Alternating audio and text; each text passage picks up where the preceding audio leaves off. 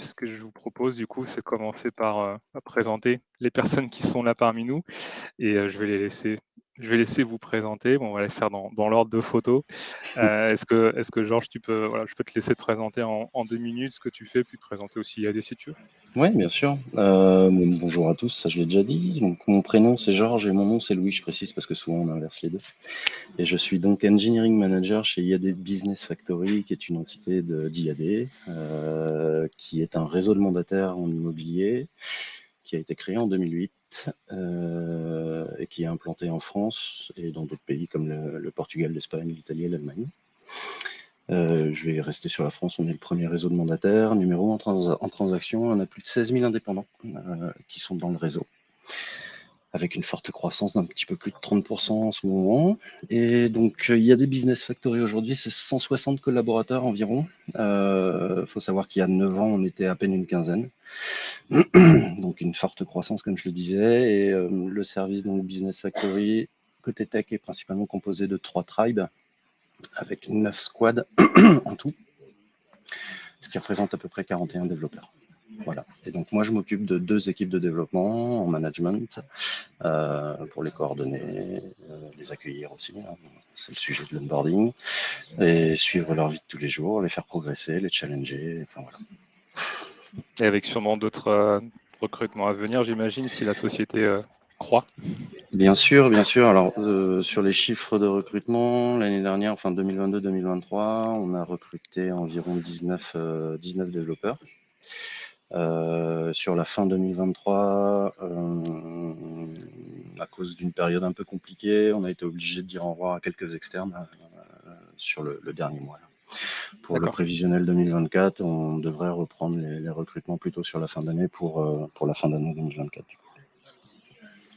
Donc forcément, dans ce contexte, l'onboarding, c'est un sujet, Effectivement, j'imagine. un très gros Top. sujet chez IAD. Très gros, ouais. Bah, top, merci pour l'intro de ton côté, Georges. À ton tour, Sébastien. Eh bien, bonjour tout le monde. Donc, moi, c'est Sébastien. Je suis VP Engineering chez InnovOrder. InnovOrder, c'est une entreprise qui propose des solutions de commandes typiques des bornes ou des caisses dans les restaurants, mais également de la commande en ligne pour du click and collect. Et en fait, la particularité d'InnovOrder, c'est d'avoir une approche qu'on appelle, nous, omnicanal, c'est-à-dire quel que soit en fait le canal de commande, on va retrouver en fait toutes les informations dans un même endroit et on va aller jusqu'à la préparation en cuisine et également la livraison derrière. Donc, un sujet qui a beaucoup évolué depuis le Covid pour toutes les raisons qu'on connaît, pour une restauration qui du coup doit se transformer fortement. Et la particularité de NoOrder, c'est de travailler à la fois en restauration commerciale, donc des chaînes de restaurants qu'on peut connaître comme des Bagel Corneuve, des B-Chef ou des Quick, mais également en restauration commerciale pour les grandes entreprises, chez des Sodexo ou des Elior. Peut-être que vous mangez en fait dans un endroit où on a posé en fait des solutions pour vous permettre de faire des commandes. Donc voilà. Moi, de mon côté, ça fait un peu plus de 20 ans que je travaille. Je suis passé par des Mappy, par des Kizu Digital, par des Appen, Jelly Smack, et donc depuis un peu plus de 10 ans, en fait, sur des postes de direction sur la partie technique et principalement plus sur la partie VP Engineering. En général, je travaille en binôme avec un CTO qui est passé il n'y a pas si longtemps chez Promise pour parler d'observabilité, qui va s'occuper lui plus de la partie stratégie technique et moi plus sur la stratégie on va dire, d'organisation et de management.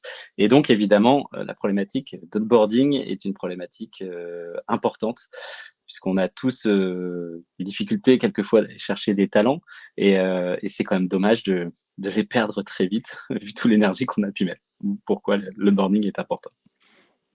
Bah, super, merci.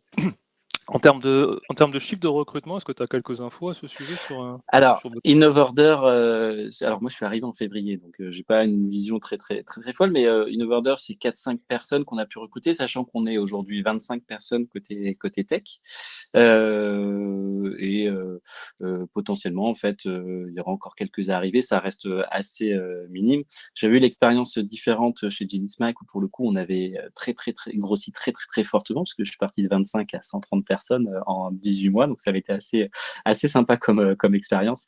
Et donc voilà, aujourd'hui, chez InnovOrder, ça reste un petit peu plus, réduit. Mais cela dit, c'est pas parce qu'on n'a pas beaucoup de monde qu'il faut pas s'occuper de l'onboarding. bien au contraire. Complètement. Tout à fait d'accord. Merci beaucoup pour l'intro de ton côté, Sébastien. Est-ce que je peux te laisser terminer ton tour de table, François? Oui, bonjour tout le monde. Donc, moi, je suis le CTO à GasReady. On est principalement ce qu'on appelle une grosse conciergerie Airbnb et de location saisonnière. On gère à peu près 3500 logements directement en Europe et à Dubaï. On s'occupe de tout ce qui est, c'est quand même un business très opérationnel, tout ce qui est accueil, ménage, état des lieux, etc. Et pour faire cette gestion, on a développé un logiciel qui s'appelle un PMS, un gestionnaire de gestion de propriété, dédié à la location saisonnière avec mes équipes. Et on vend également ce logiciel en solution SaaS. Donc aujourd'hui à GasReady, on est à peu près 350 personnes pour une équipe technique de 25 développeurs. Et de mon côté, je suis un des fondateurs d'une entreprise qui a été acquise par GasReady en 2019 et dans laquelle j'avais commencé à développer notre logiciel. Donc j'ai créé l'équipe vraiment de zéro avec un stagiaire jusqu'à aujourd'hui avoir cette équipe de 25. Et à GasReady, je m'occupe du coup de toute la partie engineering et également des parties data et produits. Top, merci François. Une petite particularité, je crois, dans tes équipes, il y a une dimension internationale qui est assez présente, je crois. Oui, c'est ça. Donc, les équipes techniques de GasReady sont 100% en télétravail et on fait vraiment du full remote, principalement dans tous les pays européens, avec quelques personnes également en Asie. Donc, une vraie équipe full remote avec quand même pas mal de développeurs français, avec les challenges que ça pose, notamment sur les parties onboarding, management et communication. Et un choix qui a été fait depuis avant le Covid. On a vraiment eu une équipe full remote depuis maintenant pas mal de temps, depuis le début de l'équipe presque. Yes, merci pour la précision. L'aspect d'onboarding, justement, dans des contextes remote, semi-remote, c'est aussi ça fait partie des points qu'on abordera ensemble. Donc, merci à tous les trois pour l'intro. Juste pour donner quelques éléments de contexte, voilà, quelques chiffres si jamais, et quelques pointeurs vers des études qui ont justement essayé de mesurer l'impact de l'onboarding, pourquoi est-ce que c'est important.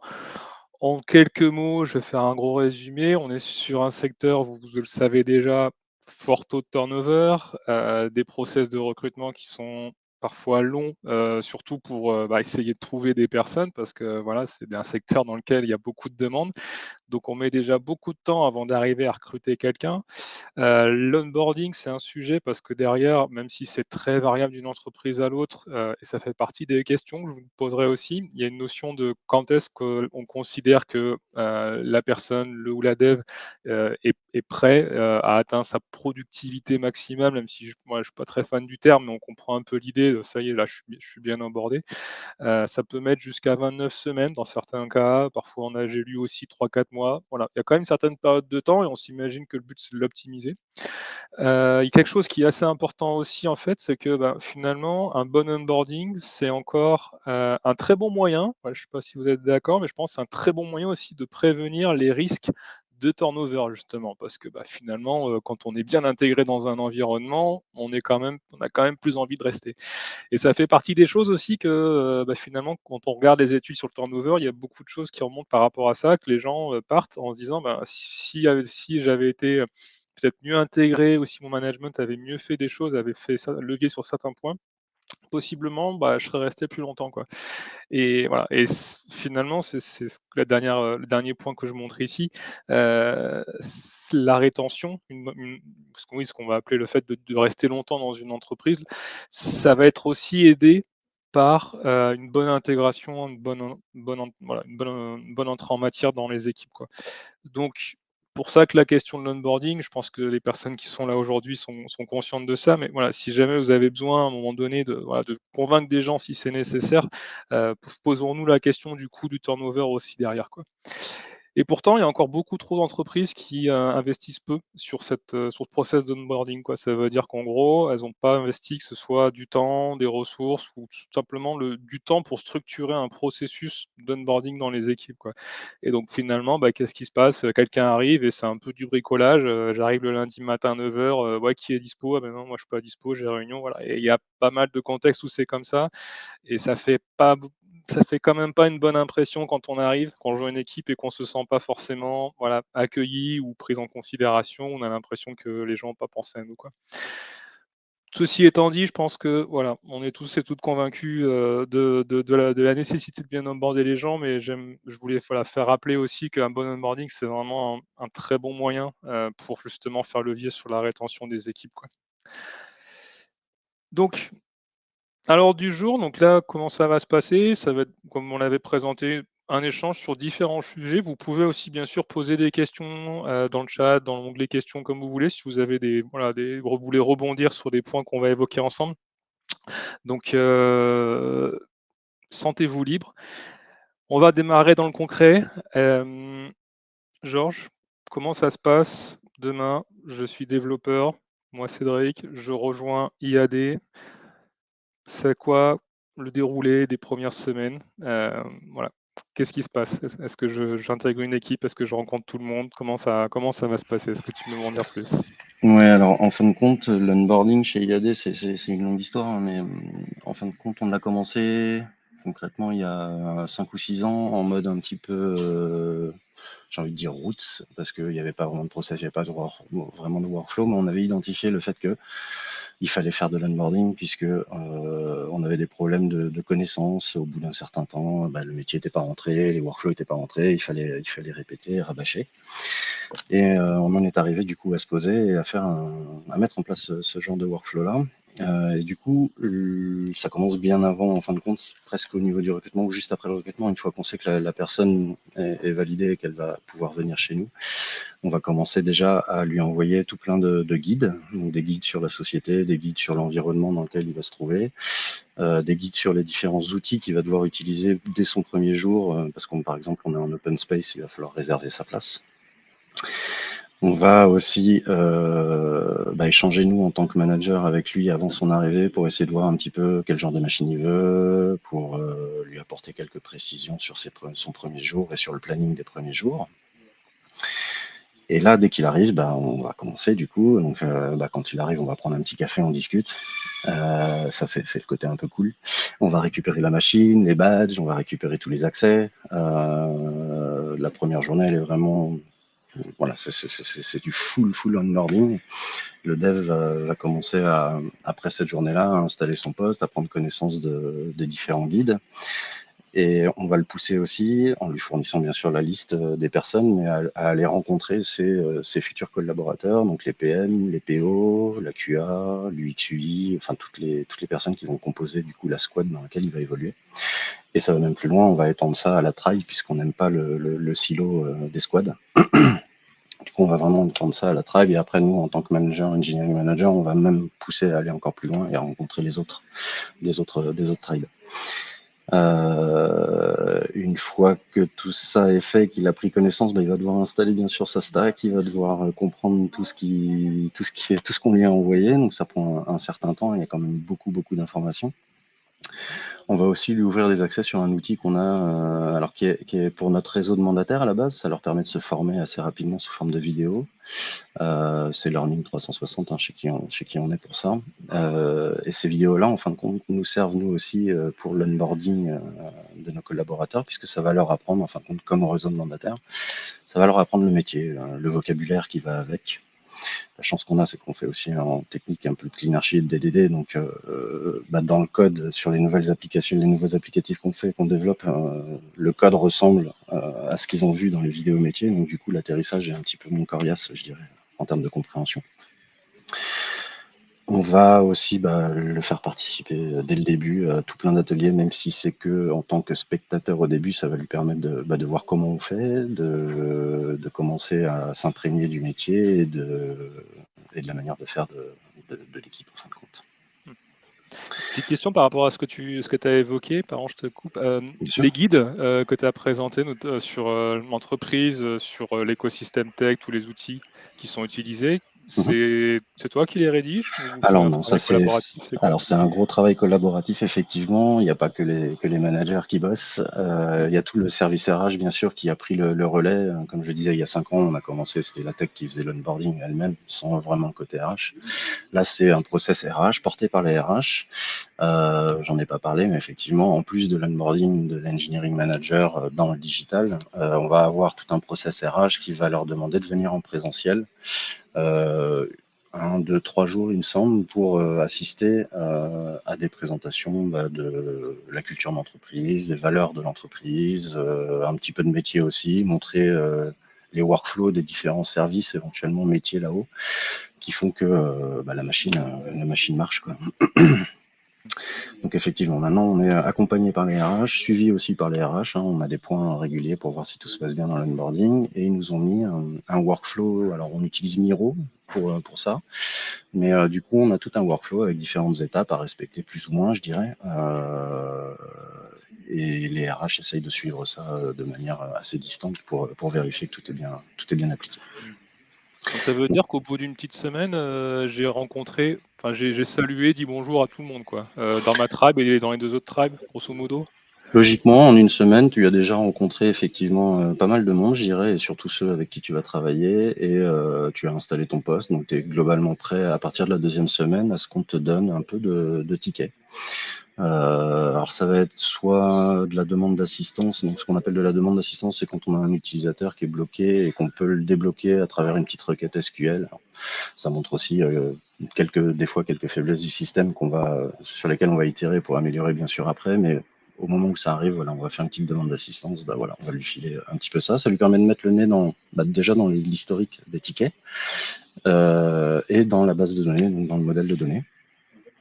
On va pouvoir aussi lui donner un peu de TMA, alors de la TMA simple bien sûr au début, pour qu'il puisse commencer à regarder le code et à faire ses premières PR.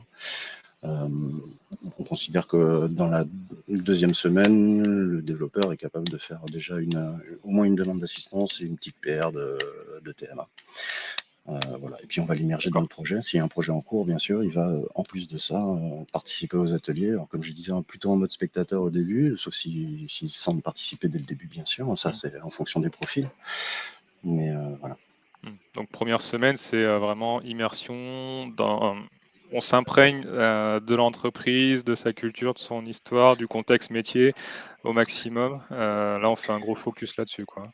Ouais, Ça? alors c'est toujours un peu macro parce que c'est qu'une semaine, 5 Bien sûr. jours. Et après, on rentre au travers des ateliers de DDD, entre autres. On rentre, puis avec nos PM et nos PO, voilà, on fait pas mal d'immersion. Ok. Top. Et donc avec une part de présentiel idéalement au début sur cette première semaine et après en fonction des profils, peut-être vous faites un peu Oui, tout à fait. d'hybride. Alors, on a des profils full remote comme François, ça reste très rare, mais ceux-là, voilà, on leur cale tout et on fait tout en mode visio. Et je fais des points réguliers, globalement tous les matins. La première semaine, je les vois et puis on voit ce qu'ils ont fait la veille et ce qu'ils ont prévu sur la journée en cours. Et puis oui, sinon, si on peut les faire venir en présentiel, bien sûr, ça à ce moment-là, on leur demande de venir entre 3 et 5 jours la première semaine, histoire de se rencontrer physiquement. Ça fait toujours plaisir de pouvoir se serrer la main, de boire un café en présentiel. Donc voilà, je préfère toujours le contact humain plutôt que l'écran. Ça marche. Top, déjà, c'est une très bonne première intro. On va aller voir du côté de Sébastien, comment ça se passe chez InnoOrder. Est-ce que, j'ai envie de dire premier jour, est-ce que je manipule d'une borne de commande ou pas du tout? C'est une très bonne remarque. Déjà, quand tu arrives, tu fais partie d'une promo qui a été prévue et tu fais partie d'une promo de personnes qui ne sont pas forcément des gens de la tech. En fait, toutes les personnes qui vont arriver dans l'entreprise, c'est une fois par mois, qu'ils soient sales, qu'ils soient ops, qu'ils soient RH, font partie d'une même promo et elles vont avoir une phase d'onboarding corporate qui va durer 2 semaines.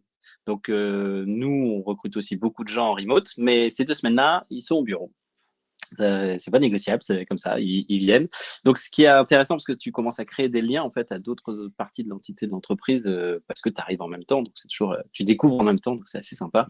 Qu'est-ce que tu vas faire pendant ces 2 semaines-là? Tu vas avoir une présentation avec chaque entité de l'entreprise qui va venir expliquer un peu sa mission, qui va expliquer un peu ses objectifs, comment elle est organisée, comment elle fonctionne, quelles sont les interactions avec les différents pôles. Donc, typiquement, une personne de la tech va avoir une présentation à la fois sur la partie technique et management de la tech, mais ça restera très haut niveau, puisqu'en fait, ce sera le même niveau d'information que tout le monde. Une fois c'est différent, donc c'est assez rythmé, hein, ces différentes présentations qui sont déroulées. Il y a ce qu'on appelle justement la Product Academy chez nous. C'est exactement ce que tu dis, Cédric, c'est qu'on te donne une mission pendant 3 semaines. Tu te mets à la place d'un client et tu dois pouvoir implémenter la solution InnoveOrder. Alors, on te donne une mission, tu t'appelles. Moi, j'avais le droit à Pernod Ricard qui ouvrait son restaurant d'entreprise, qui devait avoir 2 bornes, plus une caisse, plus un tableau, machin. Et tu le manipules. Et tu mets. Et c'est. Vraiment, c'est comme jouer à la marchande hein, chez nous. C'est la marchande pour tech, c'est vraiment génial.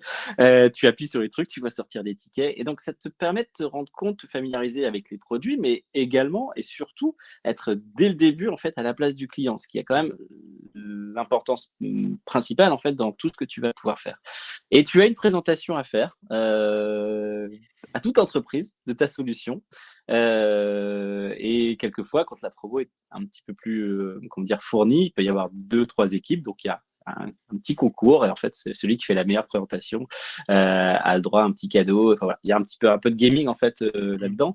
Et c'est super intéressant. Il y a aussi une partie qui est importante aussi dans ces 2 semaines-là, c'est que tu vas aller faire une écoute passive au support. Donc, tu vas aller te mettre avec ton casque à côté de quelqu'un du support et écouter tous les appels pendant 2 heures, 3 heures, ce qui va te permettre de poser plein de questions aux gens du support qui sont souvent les meilleurs connaisseurs des solutions, même que les techs. Donc, du coup, tu vas pouvoir découvrir un peu ces choses-là et puis te familiariser avec les vrais clients, voir quelles sont leurs problématiques, quelles sont leurs inquiétudes, voir comment ils sont super sympas. Et donc, du coup, voilà, pouvoir créer un peu cette connexion-là. Donc, tu as ces 2 semaines-là qui est très corporate, qui est avec tout le monde. Souvent, en fait, les gens trouvent que c'est comment dire, un peu dense, mais ils adorent en fait parce qu'ils ont vraiment l'impression de faire partie en fait directement de tout l'écosystème en fait d'InnoveOrder. Et bon, alors, quelquefois les techs sont un petit peu frustrés en disant bah, hey, quand est-ce que je touche à la base de code? T'inquiète, ça dure que 2 semaines. Après, ça va venir. Et donc tu passes dans une deuxième phase qui est plus un onboarding, on va dire classique tech. Moi, ce que je demande aux managers, c'est de faire en sorte que les premières lignes de code soient poussées la première semaine. Un peu comme Georges, hein, on ne parle pas d'aller construire une énorme architecture, mais ne serait-ce que corriger un petit bug ou autre, bah, ça permet de plonger dans la réalité. J'ai trop vu de boîtes en fait qui donnaient, alors j'anticipe un peu une question derrière, mais des gros sujets et en fait finalement bah, c'est compliqué. C'est bien de pouvoir avoir directement des choses que tu pousses. Tu es intégré évidemment à tous les rituels, tu fais partie prenante en fait du sujet. Moi, je les rencontre aussi à ce moment-là. Je les ai vus potentiellement dans la phase de recrutement, mais au moins on a un échange, on apprend à se connaître, je leur explique ce que j'ai fait, je comprends un peu ce qu'ils ont fait derrière, ce qu'ils recherchent, donc ça permet de connecter aussi tout ça.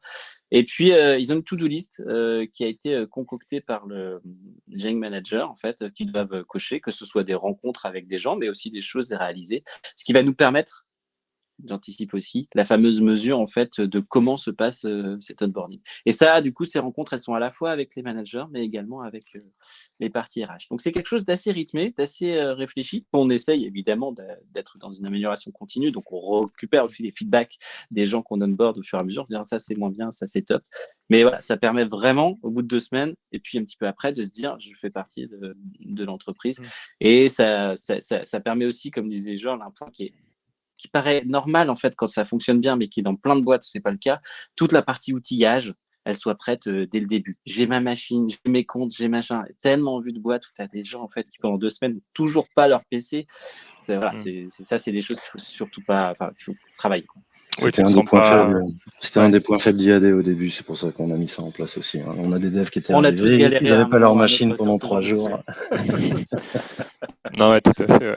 Et c'est vrai que ça présenté comme ça, alors c'est hyper immersif et je trouve ça hyper intéressant, hyper structuré. Et c'est vrai qu'au final, tu dis au bout de 2 semaines, tu fais une présentation à toute l'entreprise. Voilà, pour le coup, tu passes pas inaperçu. Je veux dire, tout le monde t'a vu. Toi, tu n'as C'est peut-être pas ça. vu tout le monde parce que T'existes.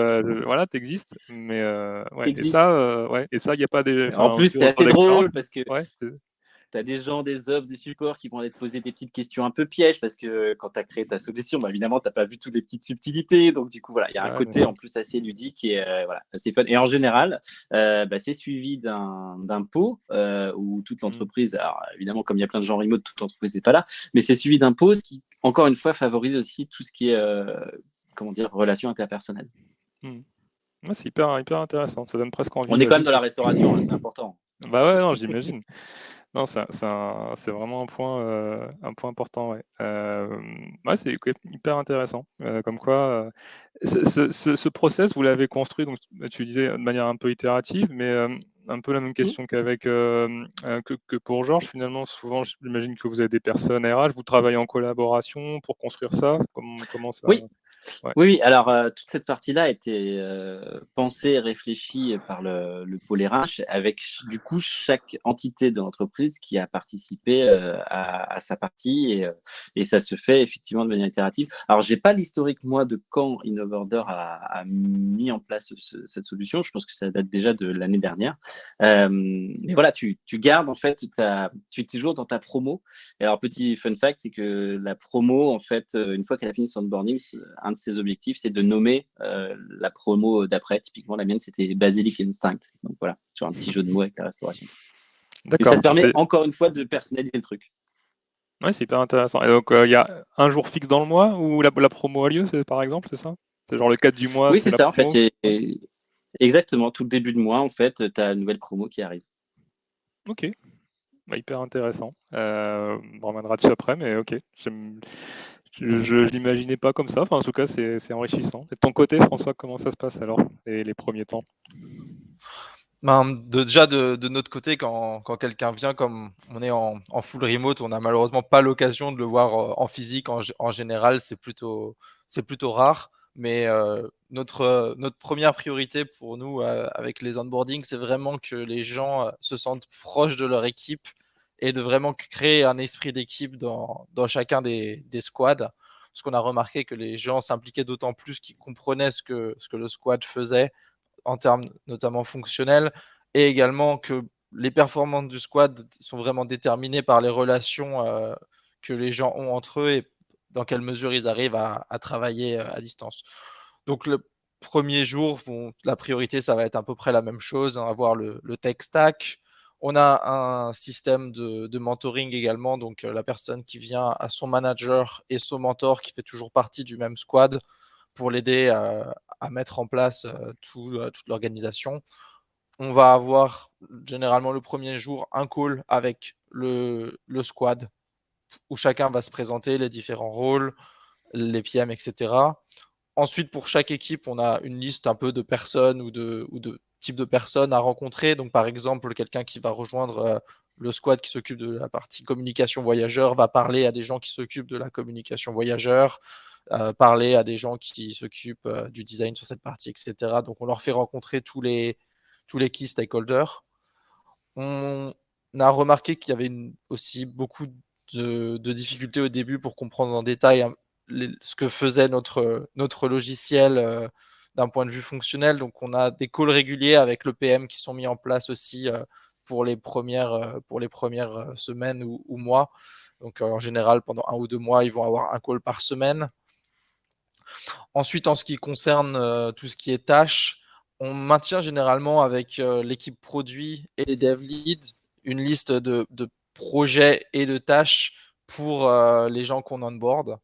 Donc, on a des projets qui sont assez définis, dont on sait qu'ils sont relativement accessibles techniquement et fonctionnellement, mais qui vont également leur ouvrir vraiment beaucoup de différents aspects métiers de leur squad. Donc, par exemple, sur un projet de finance, ça leur a parlé des paiements, peut-être des remboursements, voire 2-3 acteurs. Et on sait que c'est un projet qui va durer à chaque fois un peu moins de 2-3 semaines. Donc, on a toujours cette liste de à la fois quelques petites tâches et 1 ou 2 projets qui sont un peu des projets pour kickstarter les développeurs. C'est des Ensuite, projets bac on à a sable, pardon, excuse-moi, c'est pour bien comprendre, c'est des projets entre guillemets d'exemple que tout le monde va faire, donc c'est pas des, enfin c'est sur du vrai code, mais c'est pas des vraies features. Je sais pas si. Si, c'est des vraies features, mais D'accord, qui seront pas. C'est un peu des features dont je dirais qui sont pas nécessairement vues comme clés dans la roadmap, mais d'accord, un peu les features. On en profite pour faire ces features qui sont un peu nice to have et où le risque est limité en cas d'erreur, pas avec des déploiements compliqués, pas qui touchent le cœur du système, mais quelque chose qui sera apprécié par nos clients. Par exemple, ça pourrait être refaire le design d'une page pour un développeur front-end qui serait pas forcément prioritaire, mais qu'on utilise un petit peu cette partie pour faire les nice to have d'accord. dans le système en général. Ok. Après, c'est pas forcément le cas dans tous les développeurs, mais je dirais que 90% du temps, on utilise du coup les projets de cette liste qu'on maintient avec toute l'équipe produit et les lead dev. Ensuite, de notre côté, on a pas mal de gros calls d'équipes et d'entreprises. Donc, on va amener tout de suite les développeurs qui nous rejoignent sur ces calls. On a un call qui s'appelle le Global Call où chaque équipe va présenter ce qu'ils ont fait sur le dernier mois. Donc, notamment toutes les équipes métiers et également les équipes technologiques. Donc, ça, c'est un call hebdomadaire. Chaque équipe a un slot dans le mois. Donc, par exemple, produit, data et opération, ça va être le premier mardi. Ensuite, le deuxième mardi, ça va être sales, marketing, etc. Donc, ça, c'est quelque chose de pas mal. Ça leur permet de vraiment comprendre un petit peu quelles sont les autres équipes, euh, découvrir les équipes des autres pays également. Et on les encourage à poser beaucoup de questions et pas hésiter à poser les questions directement dans l'équipe ou leur squad s'ils souhaitent comprendre un petit peu mieux ce que font les autres équipes.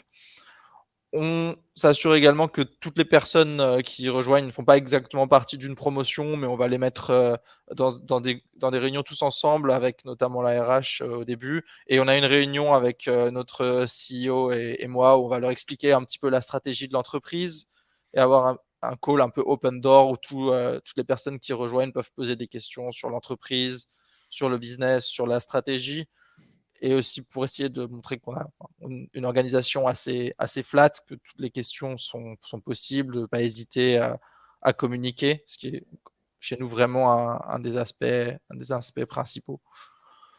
Et en ce qui concerne le code, on s'attend à avoir les premières couches de code dans les 2 premières semaines pour les tâches un petit peu simples qu'ils vont avoir à signer. Et ils vont participer immédiatement à tous les rituels. Généralement, le premier rituel où on va avoir un peu les cartes des 2 prochaines semaines, ça sera leur premier après-midi. Le système setup les 2-3 premiers jours, on leur donne un accès QA et ensuite le PM va vraiment leur montrer en détail toutes les choses dont leur squad va faire partie. Ensuite, on a un meet-up d'équipe quand même de temps en temps. On se voit de temps en temps. Tous les 4-6 mois, je fais venir tout le monde. Donc là, il y a à peu près un mois, on était tous à Bordeaux. Avant, on était tous à Marrakech. Donc on fait des réunions d'équipe sur 3-4 jours. Et là, on fait des hackathons. On casse les squads. On regroupe les gens dans des nouvelles équipes. Et ils bossent sur des projets qui sont des projets un peu plus innovants. Donc le dernier, c'était sur l'AI. Et ça nous permet aussi de créer des liens entre les gens, entre les différentes équipes. Et on essaye généralement de ne pas trop bouger les squads en dehors de ces événements, mais ça nous arrive également d'avoir des développeurs qui, après leur onboarding, décident ou demandent à voir un peu d'autres sujets. Ça nous arrive de temps en temps. Et dans ce cas-là, on les déplace si c'est possible. Ok, très clair. Merci beaucoup François pour cette intro. Tu as parlé d'un point important que les personnes ont un mentor qui est souvent son manager ou la manager, c'est ça. C'est cette notion de mentoring, elle couvre quels aspects? Est-ce que c'est en gros, c'est pour moi, si je rejoins Guest Ready, c'est une personne un peu plus référente auprès de qui je peux me confier davantage, ou je peux l'embêter parce que c'est elle qui est censée être un peu plus à mon écoute? C'est ça. Alors, c'est rarement le manager. Généralement, on sépare manager et mentor. Après, ça dépend toujours de la taille des squads. Généralement, on essaye de trouver quelqu'un de niveau équivalent qui est arrivé à quand même 6 mois ou 1 mois avant. Donc, un junior, on va lui donner plutôt un mentor junior qui est arrivé il y a 1 an, par exemple. Et l'idée, c'est exactement ça, pouvoir poser toutes les questions, faire l'installation du tech stack ensemble. Généralement, c'est la première étape. Faire les premiers reviews des pull requests. Donc, notamment, par exemple, si c'est quelqu'un qui est un peu junior, l'autre junior va aussi du coup apprendre un petit peu à repérer les premières erreurs, etc. On essaye de faire ça. Et surtout, ce qui est fonctionnel, également, ils peuvent poser la priorité, c'est de poser un peu ces questions à son mentor, sachant que c'est sur le volontariat, quand quelqu'un arrive, on demande qui est intéressé pour faire le mentoring. On trouve toujours quelqu'un Je vais dans le même rebondir squad. sur le volontariat. Nous, chez IAD, on a aussi un système de mentoring à la base, mais ça marche pas très très bien à cause de ce problème de volontariat où on a un peu du mal à trouver une personne dans l'équipe qui veut mentorer le nouveau. Et c'est pour ça qu'en fin de compte, alors la plupart des managers, alors, je connais pas le chiffre exactement, mais chez IAD, c'est comme ça, c'est en fait le mentor, c'est l'équipe. Ça va être la totalité des composantes de l'équipe qui vont être là pour répondre aux collaborateurs, ce qui du coup favorise les échanges avec tout le monde. Mais on a aussi ça, ce mentoring-là. Et de ton côté, Sébastien, vous avez un système comme ça de parrainage, mentoring Alors, il y a un système de parrainage au sens de l'entreprise. Il y a ton buddy de promo, en fait, mais qui va être plus le lien avec l'entreprise au global. Je suis assez d'accord avec Georges. J'avais mis en place dans d'autres structures cette notion de mentoring. Et au final, je me suis rendu compte que ce que j'attends, moi, de l'équipe, c'est d'être tous, en fait, au service, entre guillemets, de ce nouvel arrivé. Donc, l'avantage de mettre un mentor, c'est qu'au moins, il y a quelqu'un de désigné. L'inconvénient, c'est que quand il y a peu de disponibilité ou autre, en fait, tu dépends que d'une personne. Or, en fait, je considère que ça fait partie du job de l'équipe d'intégrer, en fait, la personne. Alors, en réalité, souvent, soit tu vas avoir le manager. Alors, j'ai plutôt des petites équipes, c'est-à-dire que je vais devoir d'équipes de 3 à 6, 7 personnes. Mais en réalité, tu vas avoir soit le manager qui va beaucoup s'en occuper dans les petites équipes, soit un des seniors dev qui va prendre. J'anticipe un peu, mais forcément, dans les premiers jours, on va avoir beaucoup on soit parler de mettre en place la stack, beaucoup de pair programming, ce genre de choses. Et donc, du coup, de fait, ça devient un peu le mentor derrière. Mais moi, ce qui m'importe, c'est que ce passage de relais de mentor, il soit possible, il soit naturel pour l'équipe. Sinon, on est quand même très dépendant du savoir-faire du mentor pour bien garder les gens. Oui, tout à fait. Oui, en fait, nous, ce qu'on essaye de faire, c'est vraiment plutôt sur les juniors, de les faire devenir mentors quand quelqu'un d'autre vient dans l'équipe. C'est plus pour donner aux juniors un peu cette confiance qu'ils sont aussi capables d'aider quelqu'un, de l'onboarder et pas forcément perdre le temps du manager ou d'un senior développeur sur tout ce qui est installation du tech stack, les questions un peu de base. Mais c'est vrai que je suis d'accord avec vous, c'est vraiment le rôle de l'équipe aussi de répondre à toutes les questions et de l'accompagner sur tout ce qui est long terme. Et ce que tu dis est un point important, c'est-à-dire qu'il ne faut pas non plus considérer que c'est que l'affaire des seniors et comment dire, ça peut tout à fait être l'affaire des juniors. Je suis complètement d'accord avec toi. C'est pour ça que moi, je reste vraiment dans une optique de c'est la responsabilité de l'équipe. Et à la fin, en vrai, celui qui vérifie que tout va bien, c'est quand même le manager. C'est ça. À la fin, c'est vers lui que je me retournerai si ça ne va pas. Oui, non, moi aussi. Après, on peut aussi mettre dans sent pas, les les mecs. objectifs des gens de mentorer quelqu'un ou des choses comme ça. Ça aide toujours le volontariat, c'est vrai.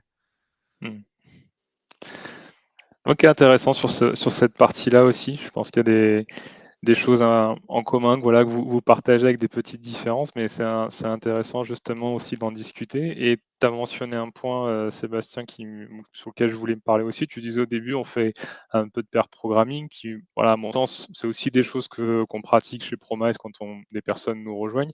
Est-ce que de votre côté, Georges, François, c'est aussi des choses qui sont pratiquées au sein de l'équipe pour faciliter l'appropriation du code? Je vais commencer, Georges. Ah bah oui, oui, complètement. Le pair programming, c'est vrai que j'en ai pas parlé, mais dans les premières phases, c'est essentiel puisque ça permet de voir le code et puis d'échanger aussi avec ses pairs dans l'équipe. Je vais même plus loin que ça, c'est que le pair programming, moi je le pousse même après l'onboarding. C'est-à-dire que j'aime bien parce qu'on fait des live reviews, on comprend chacun le fonctionnel, on est à deux souvent. Et ça avance limite même plus vite parce que des fois les temps de code review sont un peu longs. Enfin, ça dépend des phases. Mais le pair programming, voilà, c'est comme on dit. C'est presque une doctrine pour nous. Ouais. Et de ton côté, François, sur ce point, c'est des choses aussi qui sont pratiquées? De notre côté, on en faisait beaucoup plus, je dirais, avant, notamment avant le Covid et au début du Covid. Et c'est quelque chose qui est resté dans un de nos squads où ils font énormément de pair programming. Et dans les 3 autres squads, c'est quelque chose qui arrive pas très bien à prendre. Pour en avoir fait en remote, je trouve que c'est rapidement l'horreur. Mais en physique, quand on fait les hackathons, on en fait beaucoup. Donc j'ai un peu de peut-être que c'est un petit peu un des aspects du remote qui fonctionne pas très, très bien, mais le peer programming en remote, c'est bien sur des petites tâches aussi, mais pendant 1 heure ou 2 heures, ça devient très, très compliqué. Sur les revues de code, vous en avez parlé notamment pour pousser la première PR. Est-ce qu'à l'inverse, il y a un objectif qui est de relire une PR de quelqu'un? Quand est-ce que je vais relire la première PR chez vous, Sébastien? C'est un point qui est important, ce que tu dis, Cédric. En fait, il y a une notion chez nous qui est importante, qui est que quand tu demandes, à faire relire ton code, si tu demandes quelque chose, tu donnes quelque chose. Donc tu viens relire le code de quelqu'un, tu vois? C'est un peu donnant-donnant. Sachant que comme on en demande 2, en général, ton code a déjà été relu par quelqu'un de ta squad. Là, vraiment, je suis en train de dire, j'ai mon code qui a été relu par quelqu'un de ma squad et je voudrais que quelqu'un d'une autre squad vienne le relire. Ça permet de partager un peu la connaissance. Et donc le deal, c'est que je viens lire quelque chose. Donc oui, en fait, tu relis, on va dire, ça fait partie du job et ça permet aussi d'intégrer cette culture du donnant-donnant, parce que sinon, on connaît le sujet, hein, c'est toujours les mêmes qui relisent le code, donc du coup, c'est pas cool. Et donc oui, tu vas faire cette première release. Et il y a un aspect, parce qu'on a parlé beaucoup d'onboarding, mais il faut qu'on soit aussi transparent avec le sujet. L'onboarding, c'est aussi mesurer qu'on a fait le bon recrutement. Et tous ces échanges de pair programming, de pair review ou autre, ça nous permet, nous aussi, de mesurer que la personne est au rendez-vous d'un point de vue technique et comportemental dans ce qu'on avait prévu. Ça va dans les deux sens, hein. L'onboarding, il se fait aussi dans l'autre sens. Donc ça, c'est un point important. Et clairement, en fait, ça te permet à la fois de découvrir ta partie de code, mais de découvrir d'autres parties de code. Et voilà, ça te permet vraiment de t'acclimater à ta code base. J'imagine en plus que les premiers retours sont pas forcément trop violents parce que tu essayes de pas trop lancer de débat au début quand tu relis ta première PR, donc ça se passe bien. C'est intéressant parce que tu Non. découvres des tempéraments Oui, c'est à vrai. ce moment-là, où tu confirmes des tempéraments. Et en fonction de la seniorité, j'ai rarement vu un junior en disant c'est vraiment de la merde ce que vous avez fait, mais tu peux avoir des seniors qui disent ah oui, j'avais pas vu ça comme ça. Et là, tu peux lancer des débats et commencer à avoir des gens qui vont peut-être être des moteurs pour faire bouger des choses. Donc voilà, c'est aussi de voir si la personne est capable d'aller jusqu'au bout de sa réflexion et de construire son argumentaire. Enfin, je trouve que c'est hyper intéressant. Mais oui, tu as raison, en général, c'est un petit peu plus timide au début et puis ça vient. Et comme le disait Sébastien, le pair prog et les code review, c'est aussi des indicateurs au niveau de l'onboarding à observer très largement en tant que manager, en tout cas, pour voir si ça se passe bien, si les échanges sont houleux ou pas, si techniquement ça va aussi, parce que plus il y a de retours sur la PR, plus ça peut être un signe alarmant. Donc voilà, effectivement, complètement d'accord. Oui, nous, Ton ça côté, va François? ça va être la même chose. C'est vraiment un aspect clé dans le processus de développement et d'onboarding. On attend à peu près d'avoir les mêmes choses en termes d'avoir ces PR approuvés et d'approuver des PR en termes de timeline. On sera dans les 2 premières semaines, on doit commencer à faire des reviews. Ça sera pas forcément des reviews finaux. On fait souvent relire du coup 2 fois également le code, mais c'est clé dans ce processus, c'est sûr. Il y a un point qui a été hyper important dans ce que vous avez mentionné, c'est l'appropriation du contexte métier. Et j'ai bien aimé votre approche de dire, en fait, je vais me mettre à la place des utilisateurs, c'est-à-dire que je vais me comporter comme un client, je vais limite lire la documentation qu'on fournit aux clients, à nos utilisateurs. Et je pense que il y a des choses sur lesquelles on peut s'inspirer dans beaucoup de cas. Je pense que c'est une très bonne approche pour se familiariser avec le contexte métier. Et parce que j'avance un petit peu, je vois que malheureusement l'heure passe trop vite, c'est hyper intéressant, mais si on regarde un peu plus maintenant, on prend un peu de recul, vous avez un peu mentionné chacun une notion de case à cocher. Le process d'onboarding global, en gros, j'imagine qu'il y a plein de petites tâches, mais généralement, du coup, j'ai une question, deux questions pour vous. Quand est-ce que vous considérez qu'il est fini et généralement combien de temps ça met ce process? Georges, par exemple, allez. Par exemple. Alors, quand est-ce qu'il est terminé? Ça va dépendre un petit peu du collaborateur, mais globalement, on considère que déjà, on a dit un premier 15 jours, au moins une PR. Au bout de 2-3 mois, il doit se sentir globalement à l'aise, je dirais, par rapport au métier, par rapport au workflow, par rapport aux ateliers qui sont réguliers. Donc voilà pour l'onboarding complété. Et puis c'est autour des points managériaux aussi qu'on va faire. Donc moi je fais des one-one régulièrement, c'est tous les 15 jours avec mes internes. Les RH vont faire le suivi aussi, et tout ça fait que ça va nous donner l'indicateur comme quoi c'est terminé ou qu'il va falloir approfondir certains sujets ou pas. Ça va dépendre. Comment on fait pour mesurer le succès? C'est un petit peu tout ce qu'on se disait là, plus d'autres petits indicateurs, mais c'est pas mesuré très précisément, je dirais, ça reste assez vague. C'est le temps d'installation de la stack en local sur le poste de dev. On va demander aussi de remplir un rapport d'étonnement qui va du coup poser des questions sur l'onboarding, sur la société. Ces rapports d'étonnement-là, pour le moment, chez IAD, nous font remonter que l'onboarding est salué par concrètement tout le monde pour l'instant. Alors ça n'empêche qu'on itère et on essaie de l'améliorer, effectivement. Le retour des devs aussi de l'équipe, c'est assez primordial dans le sens où je vais m'entretenir avec le nouveau, mais je vais m'entretenir avec la totalité de l'équipe aussi pour recevoir un petit peu leur avis sur la personne. Et puis voir un petit peu ce qu'on pourrait faire pour améliorer si ça va pas. Le fait de pouvoir traiter les PR soit en toute autonomie, mais de manière assez rapide, ou en pair programming bien sûr. Il y a le nombre de retours sur les pull requests dont on parlait tout à l'heure. Il y a la participation dans les ateliers aussi qui doit augmenter au fur et à mesure. C'est normal au début de rester assez silencieux. On ne connaît pas le vocabulaire, on ne connaît pas le métier, on ne connaît pas le workflow, on ne sait pas ce qu'on a le droit de dire ou pas. Enfin voilà. Il y en a, ils vont avoir la langue complètement déliée dès le premier jour. Il y en a, ils vont rester un petit peu bloqués sur eux-mêmes. Le but, c'est quand même qu'on voit une évolution sur cette participation dans les différents ateliers. Un des ateliers qui est assez intéressant, c'est le raffinage, le raffinage du backlog. Plus on avance, plus le raffinage doit être normalement rapide, bien compris, moins de questions. Enfin voilà, ça va de plus en plus vite normalement. On a des KPI de production, bien sûr, qu'on essaye de garder en tête. Pour le coup, là, on fait des meetings dev assez régulièrement pour leur montrer. C'est pas des KPI qui sont là pour fliquer ou je sais pas quoi, c'est des KPI qui sont vraiment là pour nous donner des indicateurs sur attention, il y a une petite baisse de qualité, il y a une petite baisse de temps de traitement, et ça nous permet, nous, en tant que manager, d'identifier le petit blocage ou le petit point qui ralentit, puis d'aller le corriger avec les personnes. Et puis à terme, on a prévu de mettre d'autres objectifs. L'exemple de tout à l'heure de la PR en 2 semaines, ça pourrait être un objectif pour dire voilà, c'est réussi. Ouais. Voilà. Et est-ce que tout ce process, vous avez des outils particuliers en termes de soft? Tu parlais un peu de Miro, un peu de guide, bien sûr, mais est-ce qu'il y a genre un outil central pour l'onboarding ou pas? Alors, pas d'outil central, je te disais. Donc nous, le workflow est dans Miro. Là, on essaie de le respecter. Bon, c'est juste Des post-it. Voilà, c'est ça.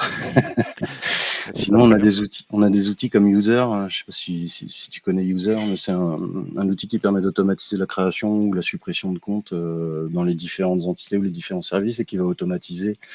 Par exemple, on va rentrer dans User la date d'arrivée des collaborateurs, son service, son équipe, ses envies en termes de machines et tout ça. Ça va dispatcher au RH, au support, aux ops pour que les créations de comptes se fassent, la machine se fasse. Donc ça passe par ce outil-là. Miro, j'en ai parlé. L'université en ligne avec Learning 360, c'est un de nos outils aussi, même si c'est quelque chose qui était à la base dédié au réseau de mandataires, mais on a un peu détourné pour que ça profite aussi aux équipes techniques. On a bien sûr Confluence et Jira, ça reste des outils, et Confluence est notre base documentaire, donc c'est presque la première chose à aller voir quand on commence à mettre le nez dans le code, c'est aller voir les schémas, les diagrammes et tout ça. On a notre GitHub bien sûr, avec un peu de Markdown dedans qui permet de donner techniquement comment utiliser telle ou telle commande, telle ou telle feature. Ça reste un outil, mais le DDD, la Clean Archi nous sert aussi pour l'onboarding, comme je disais, alors plutôt technique, parce que ça, on parle que des devs. Et le dernier truc, c'est pour toi, Cédric, c'est qu'on essaye du coup de mettre en place Promise chez nous pour faciliter l'onboarding, la remontée des bonnes pratiques et des mauvaises pratiques. Et la feature que vous proposez aussi, qui permet de gamifier un petit peu l'onboarding en jouant avec le code de la boîte et les bonnes pratiques remontées par les différents développeurs. Je ne peux qu'approuver cette décision. Et je voulais en dire 2 mots justement après, donc tu fais bien de le mentionner. Ouais. Mais, ok, top. Merci. De ton côté, François, comment ça se passe, comment vous arrivez à évaluer que l'onboarding est terminé? Donc nous, de notre côté, on va considérer que on est un peu dans la phase d'onboarding jusqu'à ce qu'on arrive dans ce qui est performance review et 360, toutes ces choses qu'on est pas obligé de faire, mais qu'on fait pour tous nos employés. Donc généralement, ça commence 3 ou 4 mois après être arrivé. Et à partir de là, on a vraiment des objectifs. On sait que sur la prochaine période, on va avoir un review de tous les autres gens du squad, du business, etc.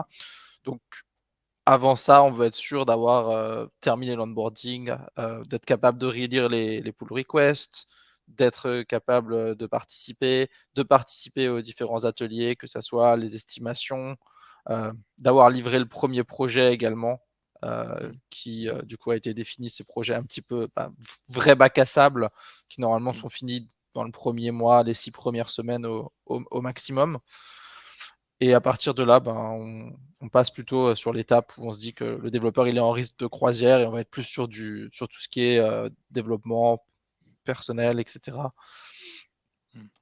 En termes d'outils, on utilise beaucoup Notion, nous, pour tout ce qui est documentation.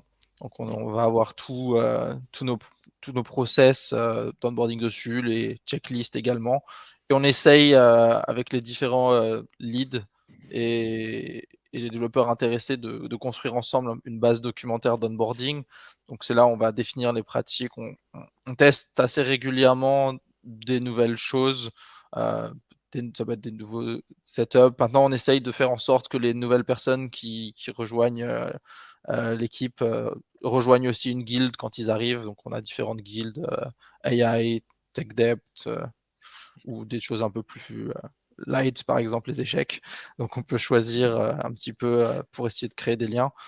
Et voilà, à partir de là, on va avoir également les outils HR, on utilise iBob, où on a des checklists à remplir, on s'assure qu'ils ont fait les différents calls un peu plus organisationnels, et les différentes formations de type un peu plus HR. Mais ouais, je dirais que ça fait un peu tout.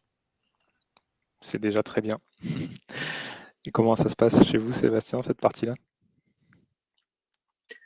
Alors, moi, je considère que l'onboarding est terminé à partir du moment où on a décidé de part et d'autre, de valider la période d'essai. Parce qu'en fait, pour moi, c'est vraiment l'étape en fait qui permet de dire, après, on est dans un environnement qui est de learning classique et d'amélioration personnelle.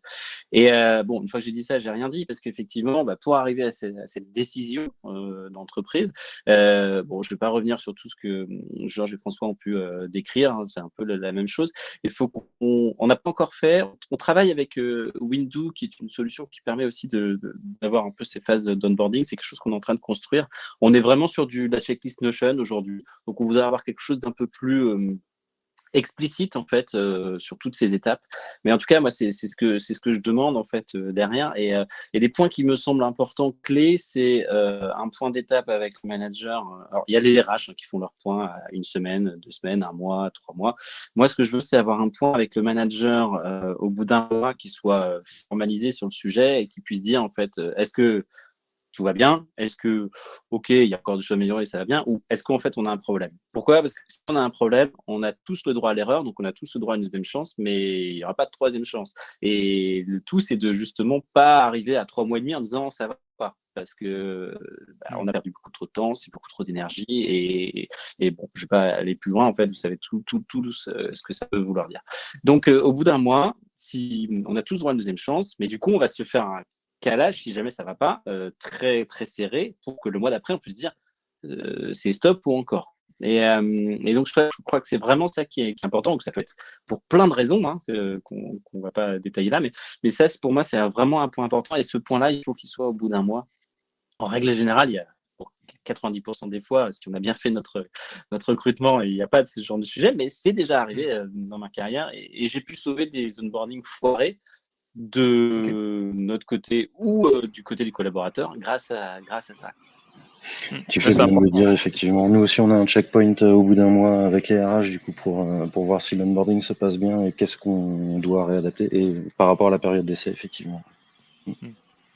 Donc il y a quand même une dimension où on a, en fait, si je rejoins une de vos équipes, le point commun, c'est que finalement, les 3 premiers mois, je sais quels sont mes objectifs. J'imagine qu'il y a ce format de checklist où d'un point de vue macro, je sais ce qu'on attend de moi. Néanmoins, et vous avez tout à fait raison en disant ça, c'est que c'est pas simplement remplir les cases. C'est OK, remplir les cases, ça c'est le qualitatif, c'est le quantitatif, c'est facile, c'est les stats. Derrière, il y a tout le côté humain, qualitatif. Est-ce que, OK, j'ai rempli mes tâches, mais est-ce que j'ai foutu une ambiance de merde dans l'équipe? Est-ce que ça se passe bien? Est-ce que je suis bien intégré? Et ça, finalement, ça passe beaucoup par, j'imagine, voilà, remonter du feedback, échanger avec toutes les parties prenantes, les RH, l'équipe, pour essayer de capter des signaux faibles ou des signaux forts ou des problèmes, quoi. Donc, la communication, c'est la clé. Exactement. Exactement, sachant que tu vas pas attendre la même chose de quelqu'un qui a 15 ans d'expérience d'un junior. Donc, en fait, à un moment donné, tu vas pas t'amuser à faire 152 fiches. Donc, c'est effectivement important de pouvoir mesurer l'impact. Est-ce que c'était l'impact qu'on attendait? Est-ce que toi, tu es dedans? Et est-ce que toi, tu es content de l'impact aussi que tu peux avoir? Voilà, essayer d'échanger. Parce que finalement, cette histoire de deuxième chance, elle est vraie aussi pour l'employeur. Hein. Donc, tout à fait. Ça marche dans les deux sens.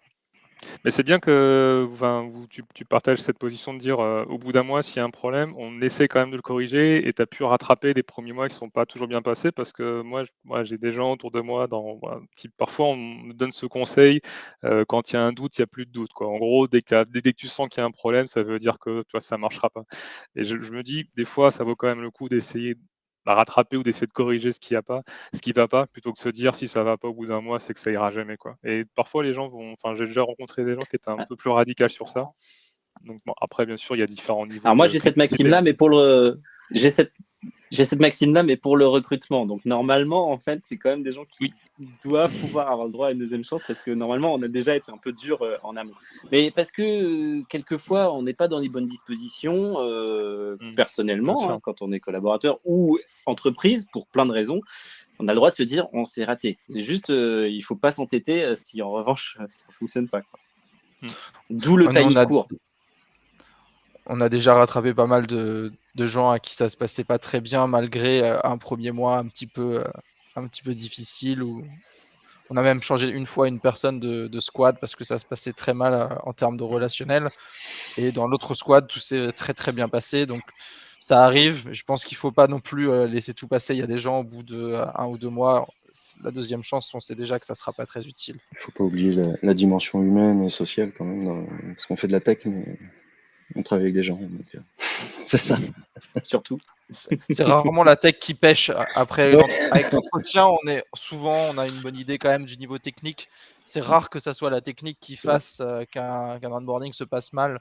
Nous, c'est quasi systématiquement des problèmes Des frictions. plutôt relationnels ou de capacité à travailler en full remote. C'est vraiment les deux sujets qui posent problème. J'imagine. Il y a un point qui a été mentionné, qu'on n'aura pas le temps d'aborder, on aura peut-être l'occasion, c'est qu'on parle d'onboarding. En amont de l'onboarding, il y a le process de recrutement. Et j'imagine que, vu comment vous avez structuré le process d'onboarding, vous avez sûrement plein de choses intéressantes à raconter sur les process de recrutement, comment vous arrivez à évaluer les soft, les hard skills. Mais il est 13h32. Et j'amène un peu de tristesse. Malheureusement, nous n'aurons pas le temps d'aborder ce sujet.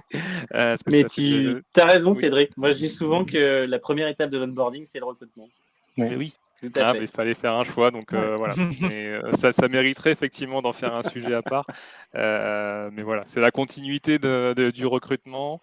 Et donc, ce sera peut-être l'occasion d'un prochain webinar. Effectivement, juste pour terminer, en parlant d'outillage, un point que je voulais juste évoquer, effectivement, donc nous chez Promise, tu l'as pas très bien introduit, Georges, mais nous, ce qu'on fait avec Promise, avec notre solution qui a vocation à diffuser, partager des best practices de développement, des standards de code sur plein de sujets, des langages, des frameworks, de l'architecture, de la sécurité, du design, etc. On a effectivement un module qu'on appelle des ateliers découvertes et qui a vocation finalement à être utilisé en phase d'onboarding. Et l'idée, c'est de permettre à quelqu'un qui rejoint l'équipe de pouvoir se familiariser avec les standards de code qui sont en place. Et ce genre d'atelier d'onboarding, comment ça marche grosso modo? Donc ça, c'est du code et des pratiques qui sont dans notre espace Promise. Donc imaginez, vous avez dans votre espace créé, alimenté en continu tout plein de bonnes pratiques.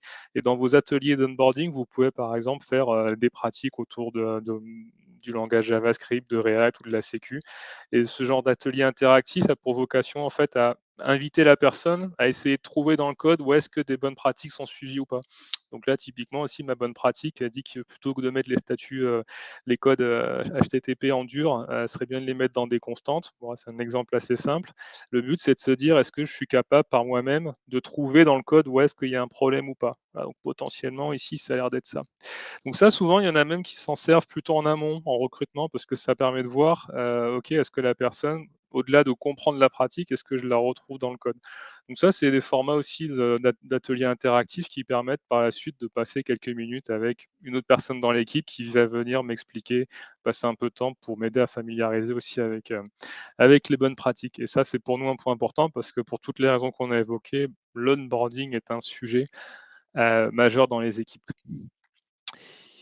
Voilà, on a tout petit peu débordé. Je ne veux pas forcément beaucoup plus déborder, donc je propose, si ça vous convient, que malheureusement on s'arrête ici parce que j'avais encore plein de choses à raconter. Mais on n'a pas beaucoup de questions. Je pense que vous avez été très clair. Merci, Johan. Je voulais vous remercier tous les trois pour votre présence. C'est vraiment, vous avez apporté chacun des éléments contextuels qui ont été hyper enrichissants et ça donne presque envie de les suivre, ces process d'onboarding, par curiosité de voir comment ça se passe. Mais ça fait, c'est bien de savoir que c'est en place, que ça existe et c'est quelque chose qui n'est pas toujours facile à valoriser. Moi, je vais pas relancer un débat, mais est-ce que de l'extérieur, vous arrivez à rendre transparent ça? Ça peut être un mot de la Bonne fin. question. mais voilà, typiquement, est-ce que parce que je sais que niveau timing, je ne vais pas trop déborder, mais moi, est-ce que Sébastien, par exemple, toi, vous arrivez à le montrer ça de l'extérieur, tout ce process-là, dans les annonces, ou est-ce que c'est un truc qu'on apprend tardivement? Dans les annonces, c'est un peu minutes, compliqué. max. Moi, je m'en sers dans les entretiens. Ouais, je fais vite. Ouais. Dans les entretiens d'embauche pour au moins le raconter. Et puis après, écoute, je triche un peu. Je vais compter sur le bouche à oreille des personnes qui sont très contents d'avoir été onboardées pour dire attends, j'ai rejoint une boîte. C'est quand même vachement bien en fait la manière dont j'ai été onboard. Donc voilà. Mais certainement, tu as raison. Il faudrait qu'on en fasse des articles sur LinkedIn. Je le note dans ma to-do list. J'en profitais justement. Dernier point que je partage, et après promis, il y a un article qui est sorti il y a une semaine, je crois, sur le blog Medium de Alan, autre Scale-up, où il raconte justement comment ils ont amélioré le process d'onboarding, avec notamment cette notion de parrainage, etc. Donc voilà, c'est aussi intéressant de voir ce qui se fait ailleurs et le valoriser via des articles ou autres. Je pense que ça peut donner envie, en tout cas, d'aller voir ce qui se fait dans l'entreprise. Allez, je déborde pas plus, 13h37, j'ai déjà abusé un petit peu de votre temps. Encore merci beaucoup François, Georges, Sébastien, j'ai passé une super heure avec vous. Je suis content qu'on ait discuté de ces sujets-là. Merci. Très content aussi. Et tant mieux. Merci beaucoup. Et puis je vous souhaite très très bonne journée. Le replay sera sur YouTube si vous voulez le partager. Merci à toutes les personnes qui étaient là pour votre écoute. Et on je me suis abonné. Très bientôt. Parfait. Bonne journée à tous. À bientôt. Au revoir. Et la cloche. Au revoir. Merci, au revoir. À bientôt.